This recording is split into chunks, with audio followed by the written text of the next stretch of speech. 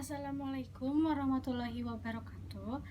Perkenalkan, nama saya Amelia Putri Oktaviani, NPM 221310013. Di sini saya akan menjelaskan materi mengenai manajemen jasa bank. Yang pertama ada pengertian dari jasa bank. Jasa bank adalah semua aktivitas bank, baik yang secara langsung maupun tidak langsung, yang berkaitan dengan tugas dan fungsi bank sebagai lembaga intermediari.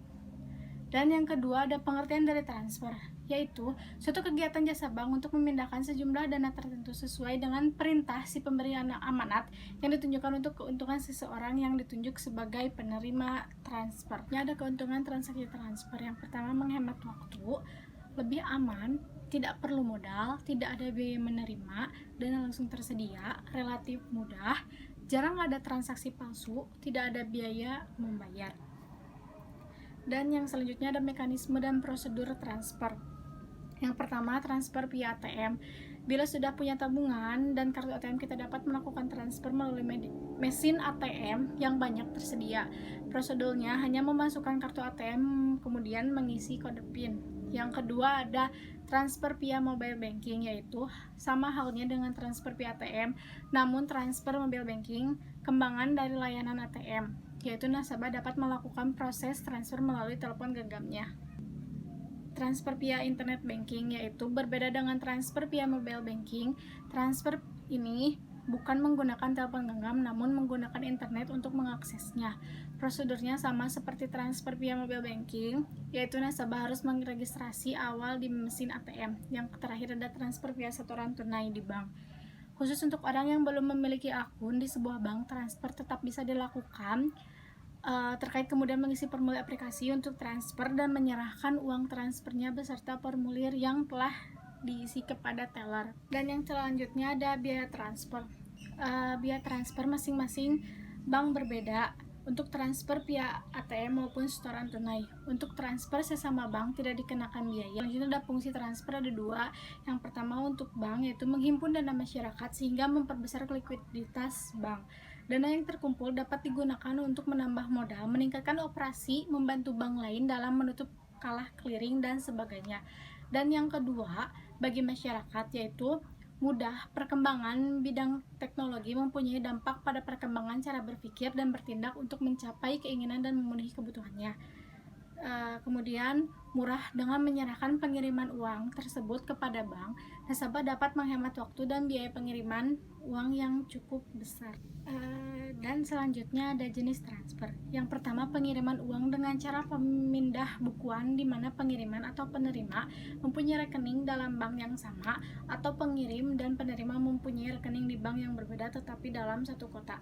Yang kedua, pengiriman uang secara surat yang dilaksanakan oleh bank pengiriman ini kepada bank di kota lain dengan cara pos atau kurir khusus yang biasa mail transfer. Yang ketiga ada pengiriman uang dengan telex atau kawat, yaitu telepon yang dilakukan oleh bank pengirim yang biasa disebut telegraphic transfer. Dan yang terakhir ada pengiriman uang dengan cara wesel atas nama yang biasanya dilakukan oleh nasabah pengirim.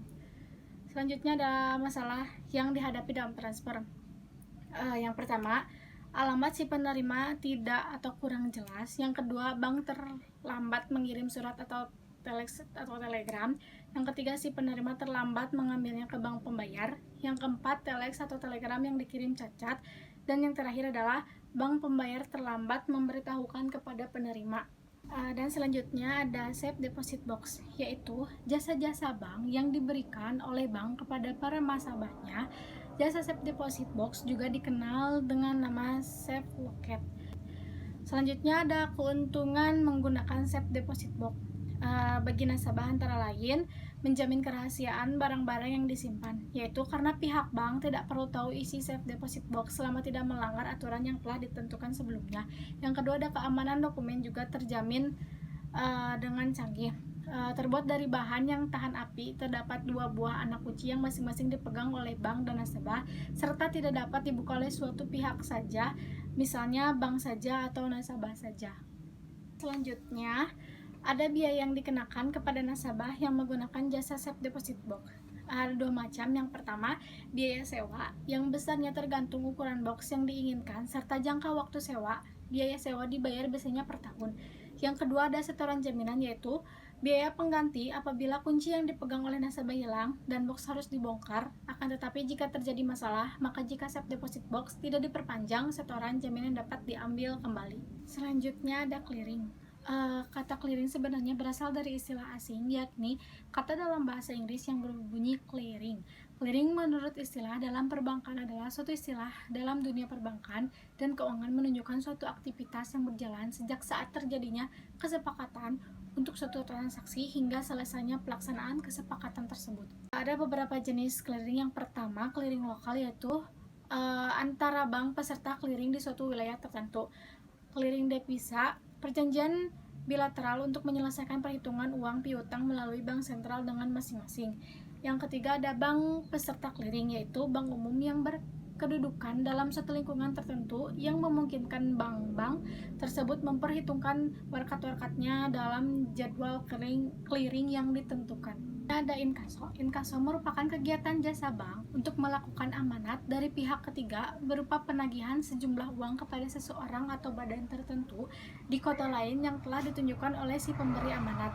Warkat-warkat inkaso. Yang pertama ada warkat inkaso tanpa lampiran, yaitu warkat-warkat inkaso yang tidak dilampirkan dengan dokumen-dokumen apapun seperti cek, bilet giro, wesel, dan surat berharga. Yang kedua ada warkat inkaso dengan lampiran, yaitu warkat-warkat inkaso yang dilampirkan dengan dokumen-dokumen lainnya seperti kwitansi, faktur, polis asuransi, dan dokumen-dokumen penting.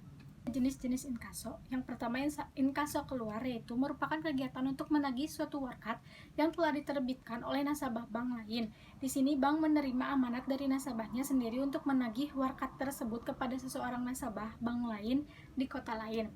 Yang kedua ada inkaso masuk, yaitu kegiatan yang masuk atas warkat yang telah diterbitkan oleh nasabah. Dalam kegiatan inkaso masuk, bank hanya memeriksa kecukupan dari nasabahnya yang telah menerbitkan warkat kepada pihak ketiga.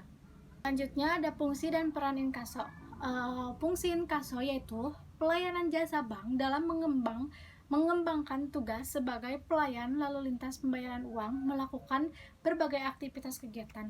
Untuk peranannya yaitu membantu lebih efektif dan efisien dalam penyelesaian tagihan antar kota, lebih bonafit, dan nasabah memiliki reputasi yang lebih jelas.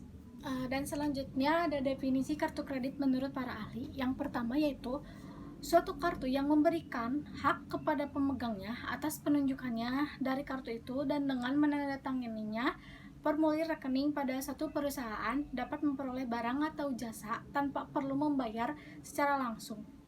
Menurut Emi Pangaribuan versi Majuntak 1991. Yang kedua ada alat pembayaran pengganti uang tunai, yaitu Muhammad Jumhana tahun 2000.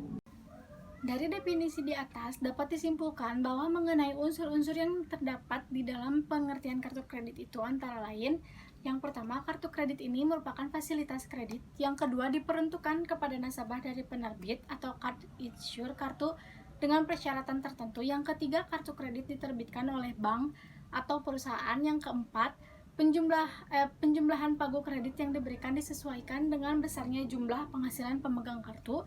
Yang kelima, kartu kredit adalah berupa kartu plastik. Dan yang keenam, dapat dipergunakan secara pembayaran di dalam kegiatan bertransaksi di tempat tertentu.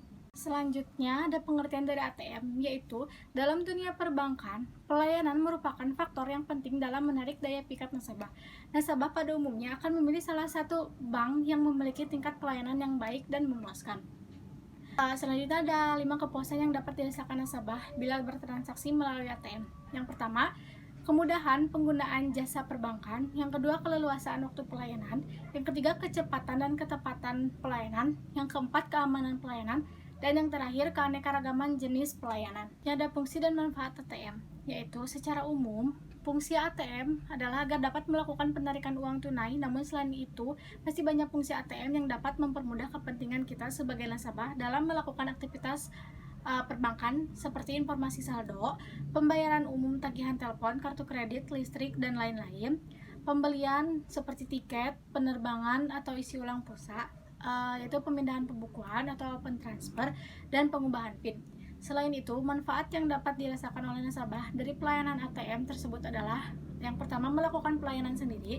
Yang kedua, dapat melakukan transaksi perbankan, tunai maupun non-tunai tanpa harus mendatangi kantor cabang yang dituju. Yang ketiga, dapat melakukan transaksi perbankan tanpa dibatasi waktu dan tempat karena layanan ATM online selama 24 jam. Dan yang terakhir, tidak perlu menyimpan uang kas terlalu banyak. Mungkin sekian yang dapat saya sampaikan mengenai materi manajemen jasa bank. Terima kasih atas perhatiannya. Wassalamualaikum warahmatullahi wabarakatuh.